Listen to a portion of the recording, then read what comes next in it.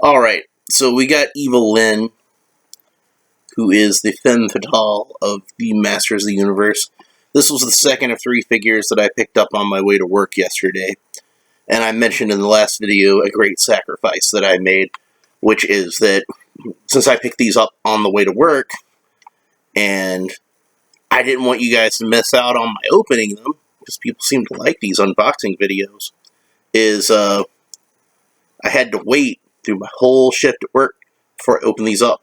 I could have opened them up right before my shift started, because I had like a few minutes that I was there where I wasn't working yet. I could open them up and examine them closely. I could open them up on my break. I could have opened them up after I got off work, before I drove home. But no, I had to wait until not only I got home, but after I slept, because I was too tired to do anything once I got home, and woke up. So I woke up a little bit ago, messed around on Facebook a little bit, played one of my mobile phone games for a little bit, just so I got nice and woke up, so I'd be somewhat lucid while I did this unboxing video. So, EVIL-LYN, evil warrior goddess.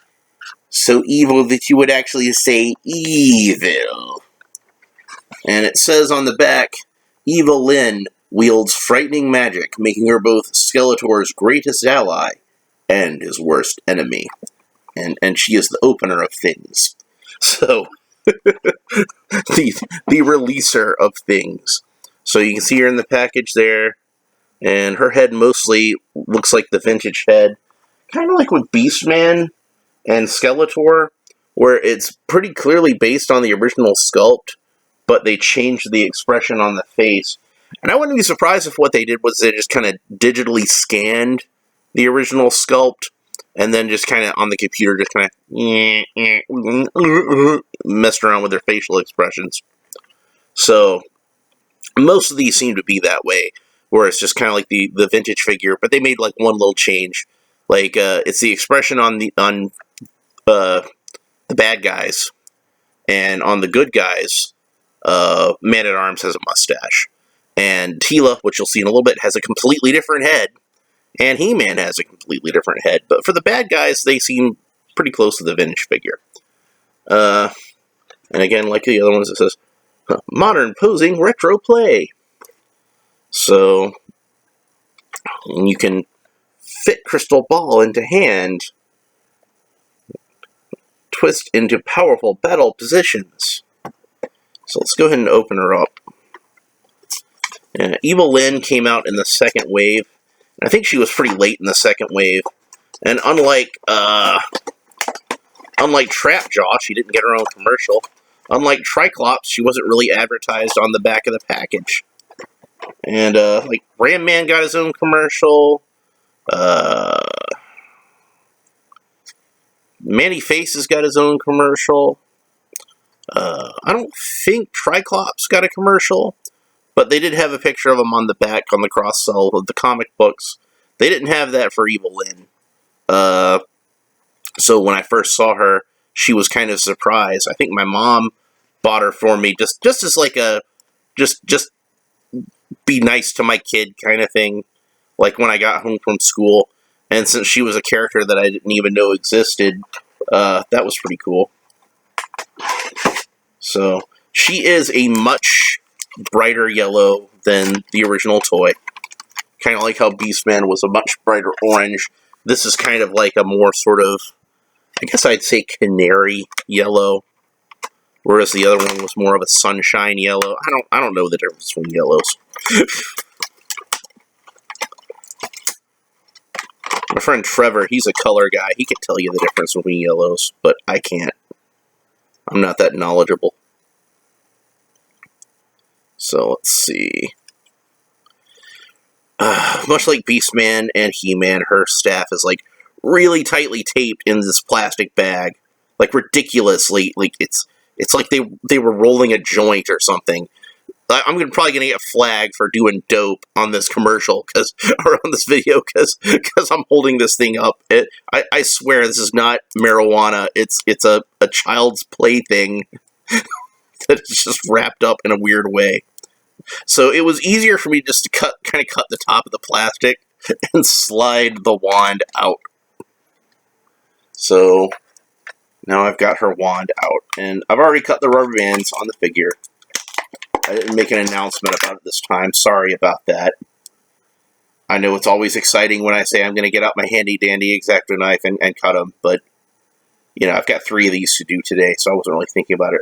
The handle on this is much thicker than the vintage toy, by the way. It's noticeably thicker.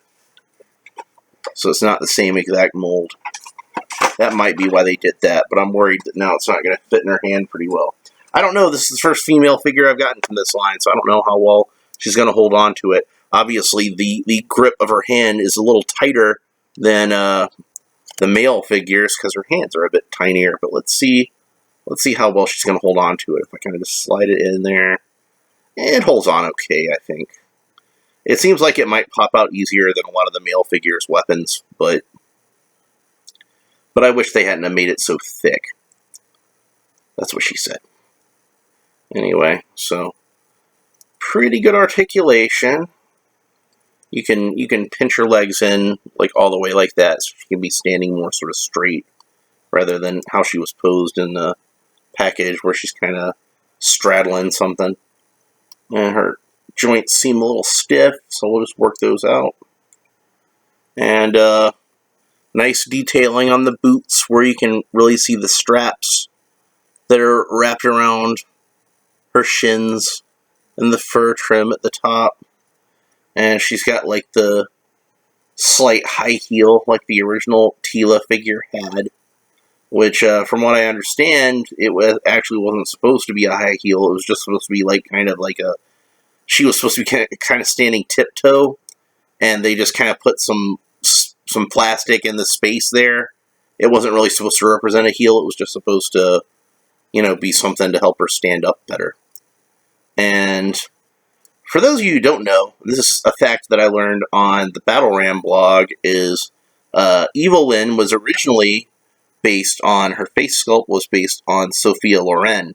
Hence, like, you know, the kind of haughty expression and the pouty lips and the, you know, high cheekbones. I didn't know that. I never figured that out, probably because I wasn't that up on movie stars when I was a small child. But once I knew that, I kind of have a hard time unseeing it. She's got a little bit of Sloppy Joe on her booty. You can see that where, like, got some paint from the belt just kind of got splashed on there, and even a little bit on her thigh. One little droplet. Maybe you can see that, maybe you can't. But I can see it in person. Yeah, can you see it? See a little light blue droplet on her thigh? And I'll get into this a little more when I do Tila, and we can talk about the differences between the original sculpt. But let's talk about the articulation a little bit, because I haven't had one of these yet. So her arms go up about that far. That's actually a really good pose right there, like she's about to do a spell or something. You can turn the wrist. I don't believe, from what I understand, I haven't tried it yet, obviously, because I just took it out of the box. I don't believe that this glows in the dark. The original toy, her staff would glow in the dark. They didn't advertise this fact, but it did. So I didn't even know about it until like a couple of years ago. I think I read about that on the Battle Ram blog too. And let's see, her knee articulation comes all the way up about 90 degrees, so that's pretty good. One thing about these that's been fairly controversial is the knee joint and this kind of lip that folds over the knee. And I hadn't really said anything about this, like on any of the forums or Facebook groups or anything that I post about where they're talking about these, because I wanted to examine it myself before I made any kind of judgment. But having looked at it, I think I figured out what the problem is. And it's an easy fix, and Mattel, if anybody from Mattel is watching this, there's an easy way that you guys can do this, and I think it would just be like a minor retool to your mold. I don't think it would be too big of a deal. There's very much of an edge around the figure around the knee. You see that? How, like, it just kind of, like, it's almost like you cut a chunk of her knee out there. You see that? And that kind of goes all the way around the whole thigh, where it's just kind of like this flat edge that's kind of there. And I think what you can do is you can probably plane that down a little bit and kind of bring it so that instead of jutting out this way, it flows in this way. And it wouldn't get rid of the knee joint line entirely, obviously, but it would make it a bit more subtle. Now, I know that Hebro, I'm sure you're familiar, if you're watching this video, you're probably familiar with Hebro. You've probably watched some of his videos on how he does things. I know he did a video where he was talking about how he dremeled down the knee, and I did watch that video, but like, since I hadn't had the figure in hand yet, I was having a hard time kind of trying to wrap my head around exactly what he was doing. But now that I see it in person, and I have the proper context, I know exactly what he did, and I'm pretty sure this is what he did anyway, was he probably dremeled it so that it sloped down this way like I'm talking about. And I think if he did that, it would make these figures look a lot better. Now, so my plan on how to do this is again, like how I think Hebro did it, is I'm going to kind of take my Dremel, sand it down that way towards the joint, and then after that, just to make sure it's got a smooth surface to it, is use some really fine sandpaper, and then finally some Brasso. Now, if you don't know what Brasso is, it's a metal polish, like what you use to polish like silverware and stuff like that, and it's actually like got like a really fine grit to it, so it's almost like super fine sandpaper. And I first started using it because a lot of Lego people use it to clean the printing off of Lego pieces, and it still leaves like a smooth finish afterwards. So I'm thinking if I do that, that might make sure that like her legs stay nice and smooth and don't have a lot of sanding marks on there, which you do not want to have on an action figure. I'm going to move this stuff over here because I think that will look more attractive. I want my area to have the illusion of looking somewhat neat, even though it's not. It's kind of cluttered over there. That's a little piece of my blanket. My blanket that I usually keep on my couch anyway. So yeah, that's EVIL-LYN. I've mentioned before how the original sculpt of her face was supposed to look like Sophia Loren. This one, even though it's clearly based on the original figure, I think it looks less like Sophia Loren and a little more like Sigourney Weaver. But Sigourney Weaver would have been good EVIL-LYN too, so I'm not going to complain. Look, she looks like Sigourney Weaver. That's cool. She would have been a good EVIL-LYN.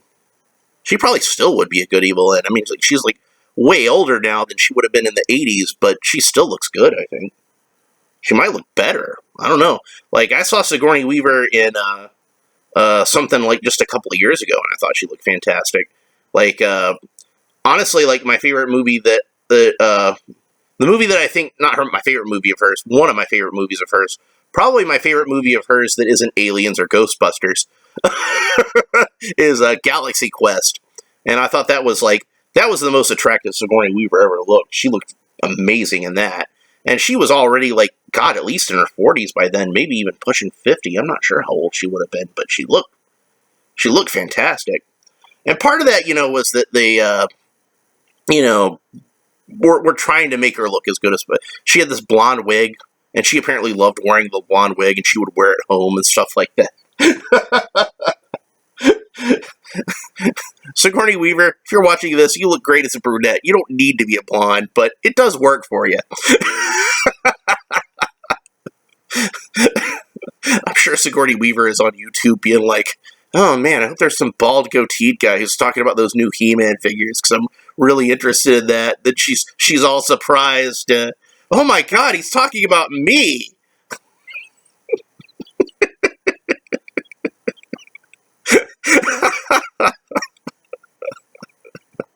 That's pretty much the end of this one. I'm just going off the rails talking about Sigourney Weaver now. Maybe I'll do a video just talking about Sigourney Weaver. Maybe a Sigourney Weaver tribute video where I talk about Aliens and Ghostbusters and Galaxy Quest and God, what was that movie that she was in where like Jennifer Love Hewitt was her daughter and they were con artists? She looked good in that one too. That was around the time of Galaxy Quest.